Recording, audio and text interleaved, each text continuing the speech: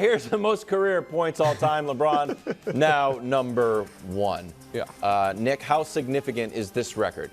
Well, if this record doesn't matter, then no NBA records matter. But first, I want to talk about that moment, because that was a great moment, because LeBron and Kareem have not always had the greatest relationship.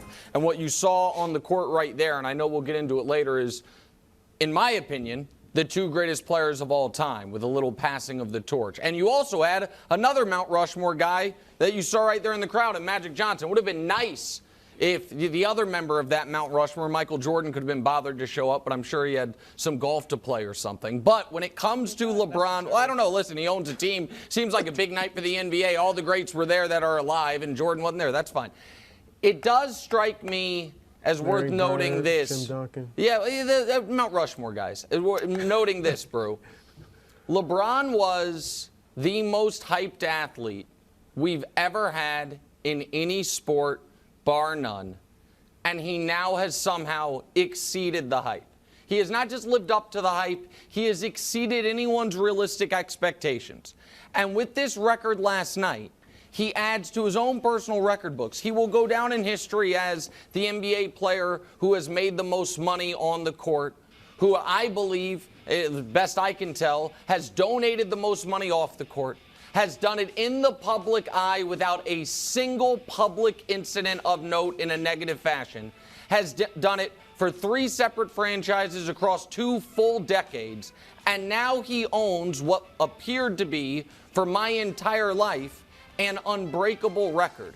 A record that, when we talk about guys today, well, how could Luka break it? Well, if he plays another 15 years and averages as many points per game as Michael Jordan did, which is the most in league history, he has a shot at breaking it, depending on where LeBron leaves it. I think this record stands the rest of my life. I think it is a testament to the fact, Brew, that a guy who nobody thinks scoring is what he does best, he now has done that more than any player in the history of the league. No, well said, Nick, and you're absolutely right. And I want to start off by congratulating LeBron. This is a fantastic achievement, and you're absolutely right. When you think of a lot of the GOATs, if you will, they very few of them, were prodigies. Obviously, Kareem and LeBron. Michael Jordan was not a prodigy. Correct. Kobe Bryant came out of high school, but he wasn't viewed as, like LeBron was, or even maybe like Kevin Garnett was when they came out of high school. Tom Brady, Joe Montana. Nobody expected them to do what they. Heck, Nick, even Patrick Mahomes. Yep. He was the number 10 pick in the draft. Yep, that's right. Yeah, so this is incredible what LeBron's done. And LeBron's got a special place in my heart, real talk.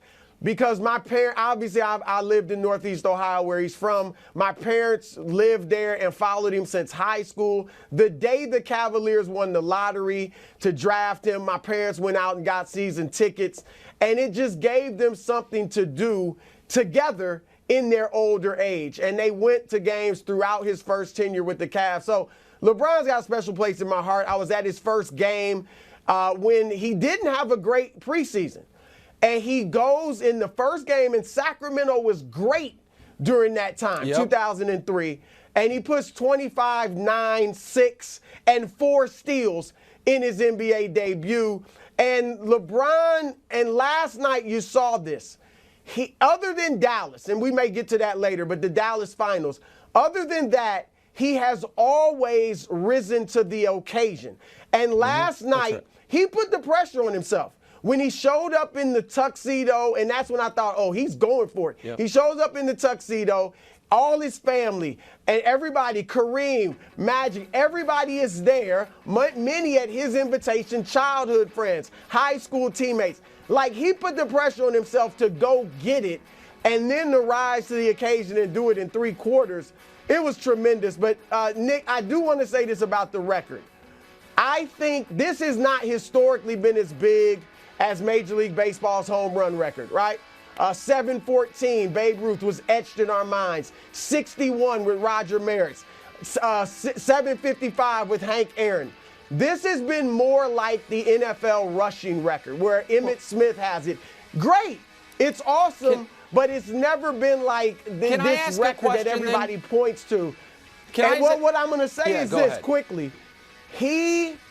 because it's of LeBron's larger-than-life persona and his greatness, he has made this record more than it really has ever been. And with all due respect to Kareem, it now is a bigger record because he has it, and rather than it was before. So this is where I stand on the NBA record book, because I do feel like so much of NBA history is reverse engineered to tell the Michael Jordan story.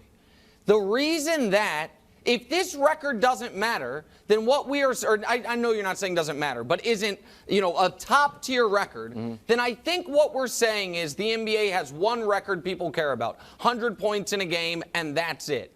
And I disagree. Because you can't point to anything else, and the only logical reason I can find for that is because the guy most people have considered as the greatest player ever doesn't hold any of the records. But I am as certain as I am that I am sitting here right now, that if Kobe Bryant had broken this record, it would be treated as if it were the most important record in league history. Certainly, if Michael Jordan had broken this record, it would be treated as if it were the most important record in NBA history. So I would just ask, if this record isn't something, then does the NBA have no records that matter? Like, what is the record then? It's not the steals record. It's not the assist record. What is it? I think people, Nick, would look at championships, even though that's Bill Russell. I think they would look at MVPs. If you get Kareem. 7, now you've topped Kareem. I think points per game. And we'll get into this longevity versus peak. But I just don't think the NBA records. I mean, Larry Bird is 36th in the league in all-time points.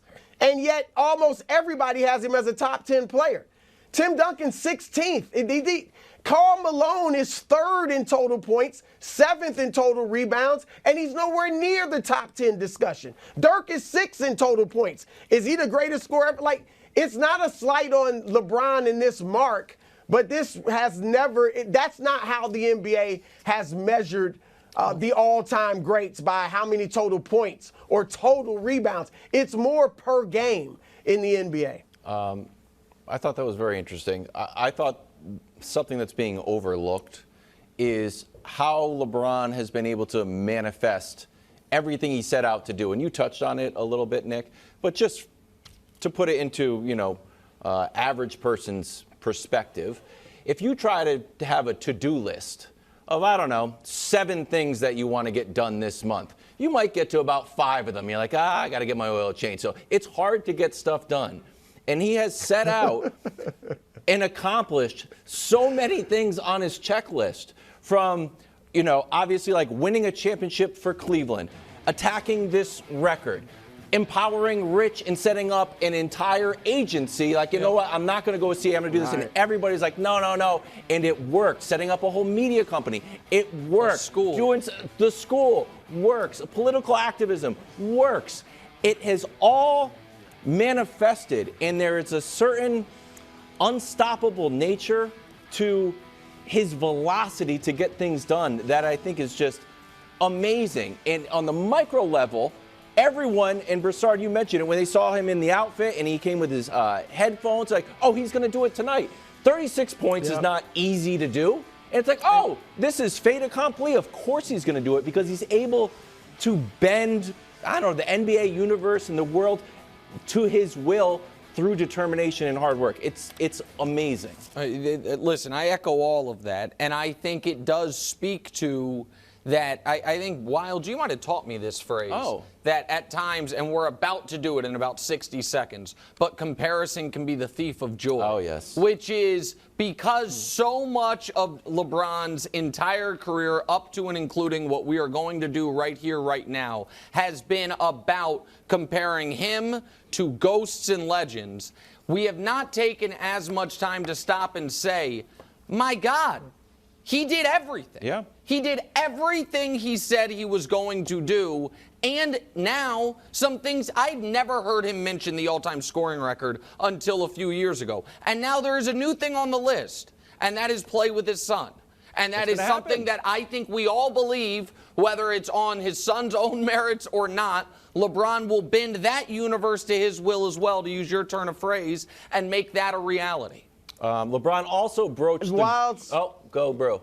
Can I add one quick thing to what you said? Of course. The family that raised LeBron for about a year and a half or a few years when he was, a young kid, the Walker family, when LeBron was in 7th grade, and they told me this story, and the grandfather of the family went to pick LeBron up from school. The principal of the school rushes out to meet the grandfather and says about LeBron, this kid could be the president of the United States.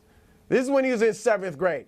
I don't know that that's on LeBron's list, but if he puts it on the list, who don't be surprised. Don't be surprised. But that's the type of person and effect he has on people, and he accomplishes things, no doubt. I like it. That's a hot topic. Add that I like to that You one. know what? That's the one thing on the checklist I'm not sure he's going to get to. I think it's more likely to play with both of his sons than that one, but I who don't knows? think he's thinking of it yet. I don't know. Bill Bradley, get a little. He might want to start. I like it. Yeah. He LeBron broached the GOAT conversation after the game. Take a listen. Is that this year or all time? I think he's saying all time. Okay.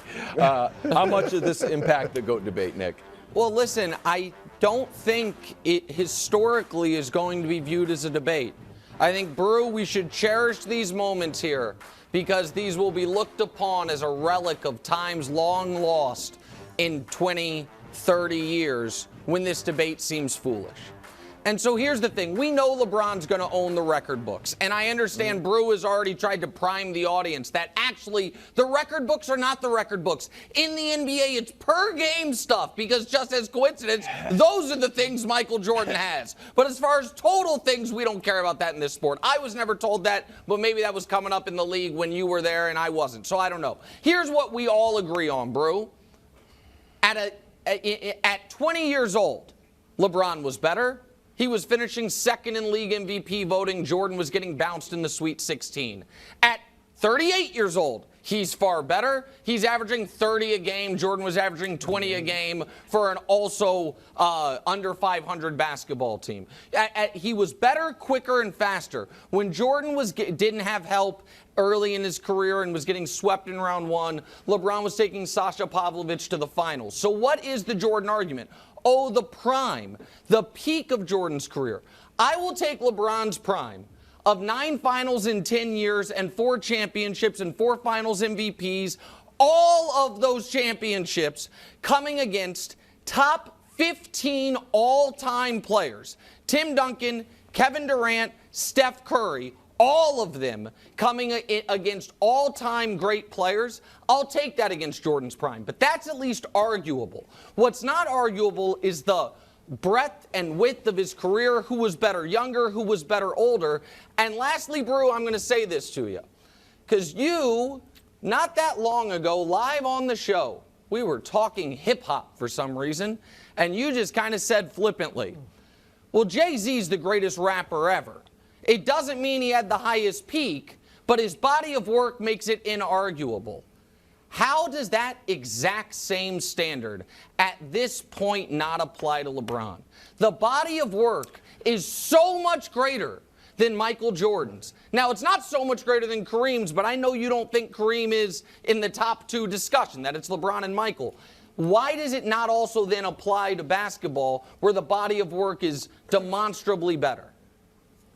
Look at Nick trying to turn my own words against me. I've been waiting on that. I've been waiting to use that in hip hop for 2 months. In hip hop, if you rule hip hop for 4 years, that's huge. That's huge. Biggie, Tupac, Ice Cube, that's huge. LL. But if Jay-Z has ruled it for 20 years. Like LeBron. There's a huge difference. All right, yeah, but Jordan played for 15 years. If Jordan had played for 6 years, Nick, sure. But he didn't. But that's what we pretend. He's had a substantially long career himself, longer than Magic, longer than Bird, and his peak was higher. Look, I'd love to say it was LeBron, but objectively speaking, Michael Jordan has done more in less time. Look at this graphic, Nick. He played 15 years. LeBron is in his 20th season. Jordan won more rings, won more MVPs, led the league in more categories, 10 times scoring, 3 times steals. LeBron, 1 scoring, 1 assist, made the all-defensive team more times. Oh, and added a Defensive Player of the Year award. The only 2 3-peats outside of Shaq and Kobe since Bill Russell belonged to Jordan. And LeBron had stacked teams. You can talk all you want about what KD and Steph stopped. LeBron started it in Miami. That team was stacked. They won 2 out of 4. His team in Cleveland, Kevin Love was an awesome player in Minnesota. Kyrie is Kyrie. They won 1. Jordan look at this too. LeBron has had better quality teammates. Okay, that's 6 members of let me finish. Let me finish. 6 members of the all top 75 team. Jordan's got 4. 5 times LeBron has had 2 teammates make the all-star team in the same season. Jordan never had that. Look at the top 5 picks. 34-9, and yet Jordan won more. Jordan won a championship once every 2.5 years of his career. LeBron, if he doesn't win it this year, will win one once every 5 years. Yeah, I mean, hold on a case second. Closed. LeBron's number 2, but Jordan's number 1. But so here's the problem. The problem is this: you've had LeBron 2 for 5 years. So what you're saying is that the gap was that demonstrable, and that's ludicrous. And while I respect the full screens you made, they are wildly misleading. Because I could throw up the full screen of, here are the categories LeBron has Jordan waxed in, and I think we can throw it up quickly. It's only about 75 things. But those are things you don't care about because they are totals. And you threw on all defenses. Let me ask you a question here. What about all NBAs? That here in a couple months is going to be 19-11. If LeBron ends up doubling Jordan's quality seasons, doubling them, it's not going to move the needle for you. And the top 75 players, when that includes Russell Westbrook at the very end, is a little bit of a dirty pool and misleading. Robert Parrish but and that's George fine. Gervin for LeBron, for Michael Jordan. Too. I mean, it's both of them. On the teammates thing, Brew, the teammate LeBron James has played the most games with in his career is Zydrunas Ilgauskas, and number 2 is Anderson Varejao. The teammate Michael Jordan played the most games within his career was, let me think if I remembered, Scottie Pippen. The coach he played the most with is Mike Brown, and the coach Jordan played the most with is Phil Jackson. To act like Jordan wasn't on the original super team with 4 Hall of Famers on it is nonsense. He was. They had 4 Hall of Famers. What do you mean, stop it? 4 Hall of Famers. Okay, let me end this. I think I've already ended it, but let me just put the death knell to it. If you say you locked down the era, don't do it. Michael Jordan, Nick, as far as I can tell, is the only Mount Rushmore type that never had that one bad moment. He lost, he quit but it wasn't because of him. Twice. Hold on, let me finish. It wasn't because of him. And LeBron has even said, LeBron melted down against Dallas. They should have won those finals, but he didn't play like himself. Magic had the tragic Johnson finals. Bird scored 8 points in back-to-back finals in his first time. Kobe stopped shooting against Phoenix. Like, they all had it. Jordan went Michael Jordan. Jordan went 3 for 21, down 2-1 to the